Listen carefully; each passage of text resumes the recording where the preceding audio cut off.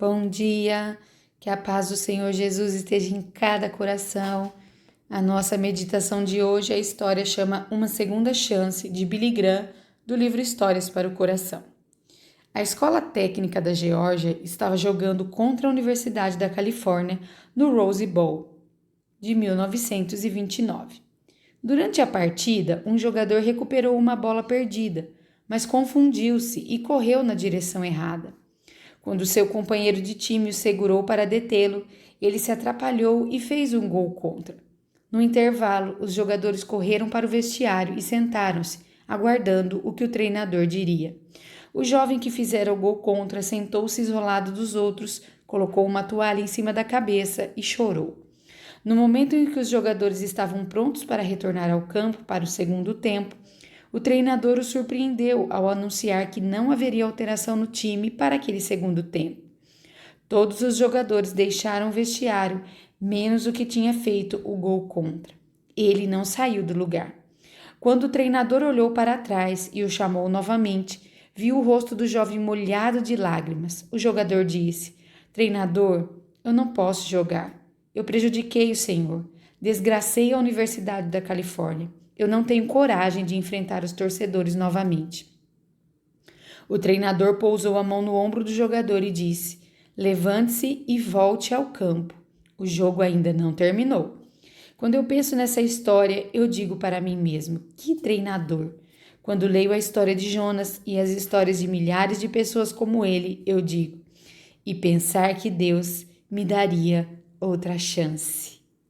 Glória a Deus. A palavra do Senhor diz que todas as manhãs as misericórdias do Senhor se renovam. E se não fosse as misericórdias do Senhor, nós já estaríamos destruídos. Tem um ditado popular que diz que enquanto há vida, há esperança. Usando as palavras desse treinador, o jogo ainda não acabou. Então, se o jogo ainda não acabou, dá tempo de fazer muita coisa e de consertar erros, antigos erros, e fazer melhor, fazer de novo. O nosso Deus, Ele é o Deus das segundas chances. E o meu coração se aquece quando eu penso nisso.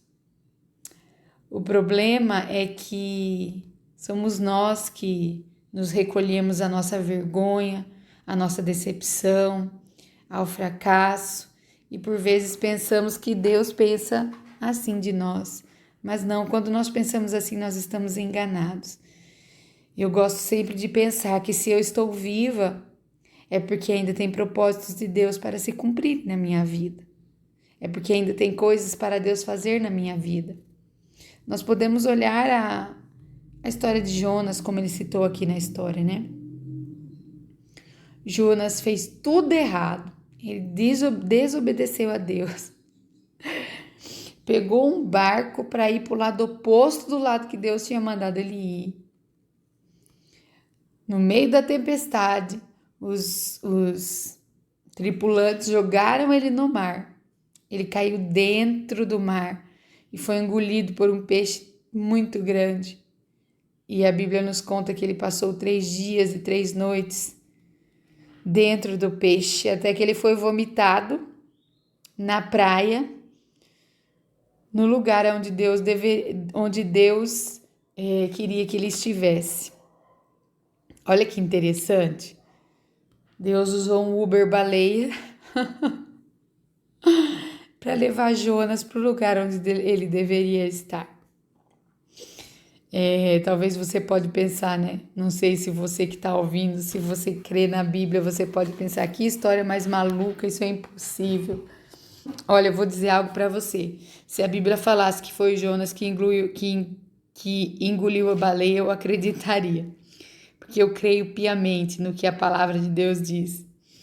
E pensando nessa história, eu penso que olha que chance que Jonas teve de consertar o seu erro. E interessante que é o próprio Deus que providenciou tudo para que ele consertasse o seu erro. Nosso Deus é o nosso treinador.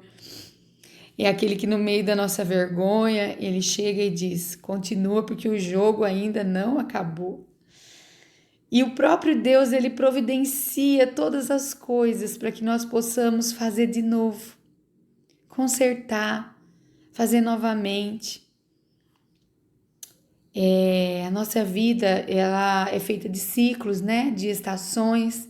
E muitas coisas na nossa vida vão se repetir.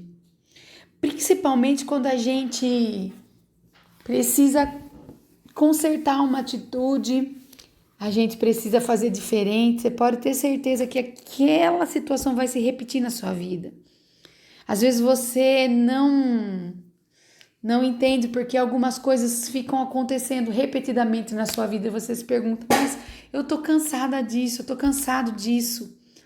Porque nunca muda. Sabe por quê? Pode ser que Deus esteja te dando uma chance de fazer diferente. Então a situação se repete para que você faça diferente, para que dessa vez você acerte, para que dessa vez você faça o que é certo. Preste atenção nos sinais. Sabe, a nossa vida, às vezes a gente tá tão corrido, a gente tá tão disperso. Você já olhou para o céu hoje? Você já olhou para o céu? Você já viu que coisa linda, o céu azul? Você já olhou para alguma árvore balançando com o vento? Você já olhou para o lado e observou tudo que acontece à sua volta, a natureza? Por que eu estou falando isso? Porque às vezes a nossa vida está tão corrida que a gente não consegue enxergar os sinais de Deus na criação, em tudo à nossa volta. Porque Deus nos dá sinais, você sabia disso? Sabe quantas vezes a gente não olha, não sai para fora nem para olhar para o céu e os sinais de Deus vão sendo perdidos na nossa vida. Porque Deus nos dá sinais daquilo que Ele quer que nós façamos. Deus nos dá sinais das vezes em que Ele quer que nós acertemos, porque um dia nós já erramos. Esse é o Deus das segundas chances. Das segundas, das terceiras, das quartas, não é mesmo? Porque Ele é misericordioso. A Bíblia fala que a sua ira dura só um momento, mas o seu favor dura a vida inteira. Aleluia!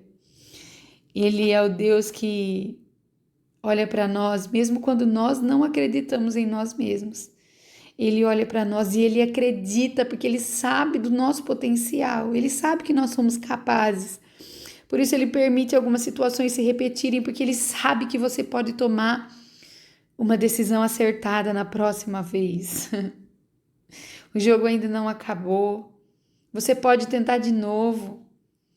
Você faliu, você pode tentar de novo, abrir um novo negócio. Nisso eu tenho uma experiência para contar. Quando nós viemos para o ministério, em Ribeirão Preto, para abrir uma igreja do zero, né? Nós éramos da cidade de Araras, cuidávamos de uma congregação lá, e o Senhor nos enviou a Ribeirão Preto para abrir uma igreja e começar do zero, sabe? Do zero, só com as cadeiras, vir para uma cidade que você não conhece ninguém, simplesmente abrir as portas e começar uma igreja. Então, pois é. Por 1 ano e 8 meses, nós estivemos ali naquele lugar, pregando o evangelho, dando o máximo de nós, fazendo tudo o que nós podíamos. E enquanto Deus nos proveu para que nós pudéssemos pagar o aluguel, pagar as contas, nós entendemos que o Senhor queria que continuássemos, ainda que não tivéssemos pessoas. Tínhamos assim, no máximo 8, 10 pessoas, nem sei se chegava a ser isso, por 1 ano e 8 meses. Enquanto Deus nos deu condições, nós tínhamos de onde tirar o dinheiro, nós entendemos que era para a gente continuar. Não foi um tempo fácil, mas quando as coisas começaram a dar muito errado e já não tinha mais de onde tirar dinheiro, nós já estávamos endividados, já estávamos devendo no banco, porque nós tirávamos do nosso cheque especial para poder pagar o aluguel. Nós entendemos que Deus queria que nós fechássemos. E quando nós fechamos as portas, nós não tivemos ajuda de ninguém. Nós não tivemos apoio de ninguém. Não houve ninguém que chegasse para nós e dissesse assim: não foi aqui, vai ser em outro lugar. Não, pelo contrário. Uma das pessoas que nós mais respeitávamos disse assim: talvez vocês fizeram alguma coisa errada, por isso não deu certo. E nós ficávamos pensando assim: o que nós fizemos de errado? A nossa vida com Deus sempre foi certa, nós sempre servimos a Deus com integridade, nosso casamento sempre foi abençoado. Não havia nenhum erro que nós pudéssemos enxergar, um erro humano que pudesse ter feito aquilo. E o fracasso tomou conta de nós. E para mim era uma sentença de morte. Para mim era como se eu nunca mais pudesse cuidar de igreja nenhuma, porque eu fracassei na primeira vez. Era um fantasma, sabe? Fantasmas que nos percorrem. E aquele sentimento de fracasso, acho que eu me sentia como esse jogador. Eu fiz um gol contra, eu envergonhei meu pai. Porque era isso que eu pensava, sabe? Que eu tinha envergonhado a denominação, que eu era uma vergonha até para minha família. Sim, esse sentimento passava, que eu era uma vergonha até para minha família. Porque não tinha dado certo, né? Eu tinha feito um gol contra, o que ia ser da minha vida agora? Foram os 6 meses mais difíceis da nossa vida. Os 6 meses mais incertos, pensando que a gente nunca mais ia poder acertar na mesma área, sabe? Porque às vezes a gente pensa assim, eu vou tentar outra coisa, porque nessa aqui eu nunca mais vou acertar.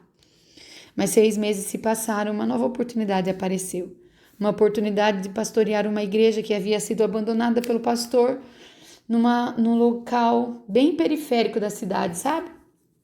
Num local bem afastado da cidade. Um lugar pequenininho, mas bem pequenininho. E quando meu marido assumiu, tinha 2 pessoas nessa igreja, desse bairro. E nós assumimos novamente o desafio. Os primeiros dias não foram fáceis, os primeiros meses não foram fáceis, porque aquele fantasma nos assombrava, o fantasma do fracasso da primeira vez.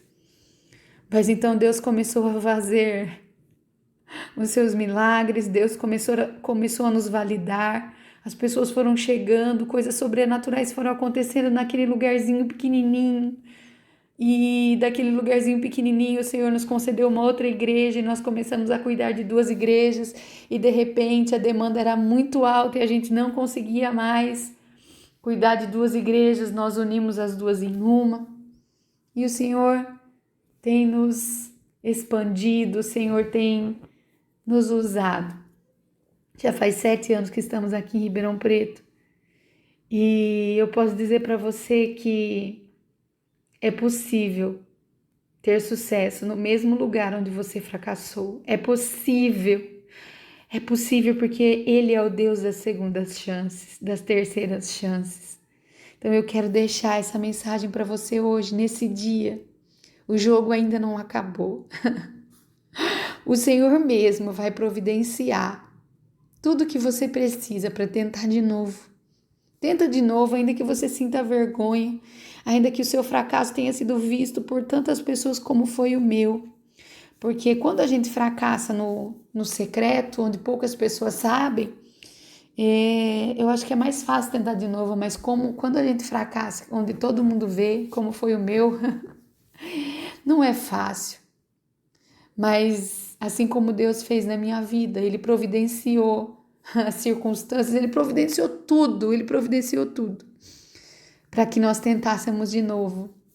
Ele vai fazer isso com você também. Tenta de novo,